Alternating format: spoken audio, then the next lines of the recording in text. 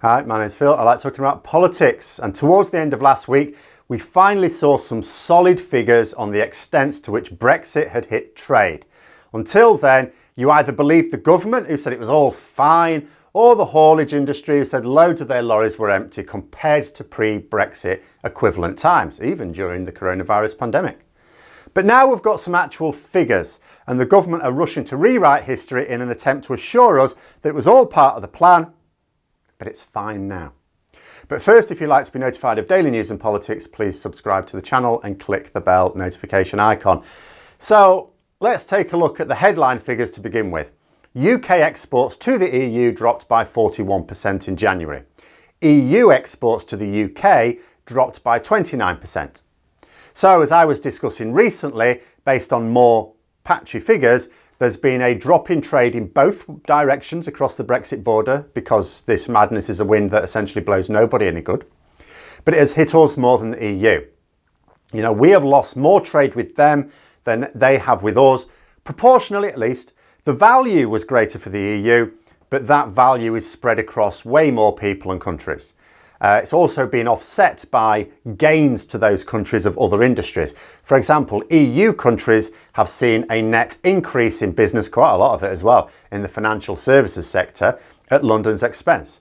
And there's been increased traffic through certain EU areas due to bypassing the British land bridge between Ireland and the continent.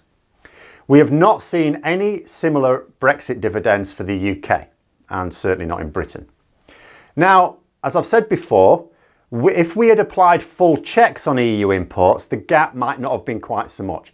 Obviously, if we were applying the same checks on EU imports that the EU are on our exports, then we'd have seen a bigger drop in EU trade into us, you know, imports in our case. Naturally, the fact that we aren't checking EU imports means that EU businesses find it easier to trade with us than we do to them, because they are applying full checks on our exports.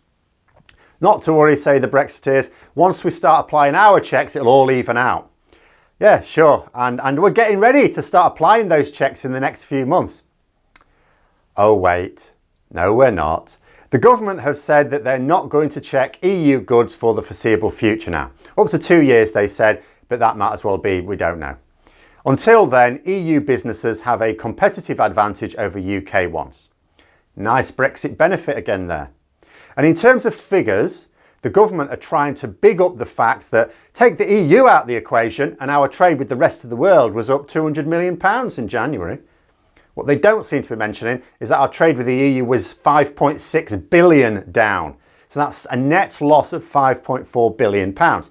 And no amount of trade deals around the world can compensate for that. Not only is the rest of the world much further away, it's not got enough money to suddenly start buying that quantity of our own goods, even if it wanted to, which it does not. But the government have had to switch their stance in light of these figures. You know, I want to talk more about our new unelected Brexit minister in a separate video, but David Frost, as part of the government now, has switched from saying that things were fine in January to, oh yeah, it all looked bad in January, but it's returned to normal in February. It's all fine now. Then when we get the figures for February, he'll say, well, it returned to normal over the course of February, and it was fine in March. Then we'll get the results for March and there'll be more nonsense. As I've said recently, I think they're waiting to get to April, because then it might compare favourably with last April, which was torpedoed by the pandemic. But we may also find that by then more businesses have gone under, unemployment has increased as a result. Of course, the government will continue to blame it all on the pandemic. Indeed, that's what they did regarding trade losses in January. Never mind that the problems began on the day of Brexit. We'd had the pandemic for 3/4 of a year by then. It was apparently all down to coronavirus. And that 41% reduction in EU trade is of course the average. The report from the Office for National Statistics noted that it represented an 83% drop for the seafood industry. Imagine telling people that in 2020. You know those Brexit negotiations where the government say they're prioritising the fishing industry above all others? What, above much larger sectors like our services and manufacturing?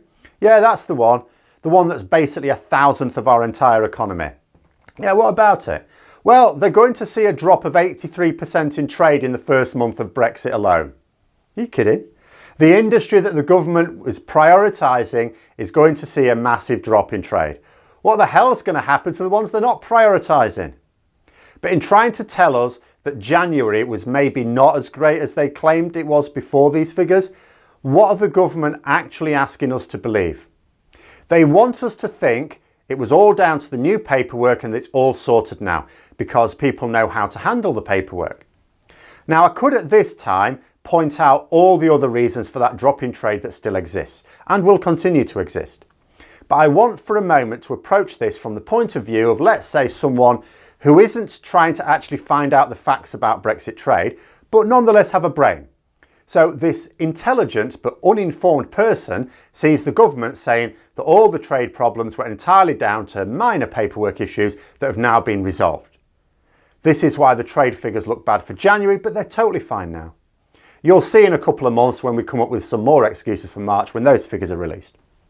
Okay then, but then why, this intelligent but uninformed person might wonder, is the government trying to trash the Northern Ireland Protocol? After all, if the problems were entirely down to them not understanding the paperwork, but it's all fine now, then that means there's no problem with Britain to Northern Ireland trade either. It's the same checks with the same rules after all. If Britain's trade with the EU is back to normal, there's no reason why Britain's trade with Northern Ireland isn't back to normal. But of course, there aren't actually that many intelligent but uninformed people. Otherwise, the public outrage would be greater. I saw someone outside the UK asking why the people of Britain were not outraged now that the realities of Brexit were clear. It can really be put down to this. Too many of our population accept this sort of Orwellian doublethink. They will believe completely contradictory things when the media-backed government tell them to. They will believe that Brexit trade is back to normal. They will also believe that Brexit trade is so impossible that the withdrawal agreement needs to be scrapped and renegotiated with a better idea that nobody was able to come up with in 4 years of trying. But when you put it like that, of course, both can't be true. But it's not put like that to people.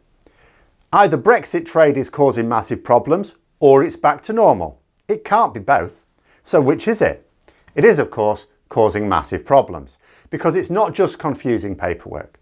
The fact that the extra paperwork exists at all means extra time and expense, even if you know what you're doing. The fact that it has to be checked means more delays. We are no longer part of the just-in-time supply chain. I'm not the only one finding delays and extra costs in ordering things where part of the supply chain involves trade with the EU.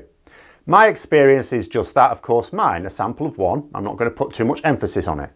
But when we hear of the Road Haulage Association, the Food and Drink Federation, the Cold Chain Federation, and so on, all very much involved with the distribution of essential trade items, all saying that Brexit has brought permanent problems and a permanent hit to the competitiveness of British businesses, they are basing that on a huge sample. And when we see that our import of EU goods is down by much less than our export to the EU, then we also know we're in a weaker position to negotiate anything in future. The lie about them needing us more than we need them has been blown apart, utterly destroyed. But those are my thoughts. Let me know yours in the comments below. Hope you found the video interesting. If you did, don't forget to click the like button. And if you'd like to support the channel further, please also click the Patreon link for details. And until next time, I'll see you later.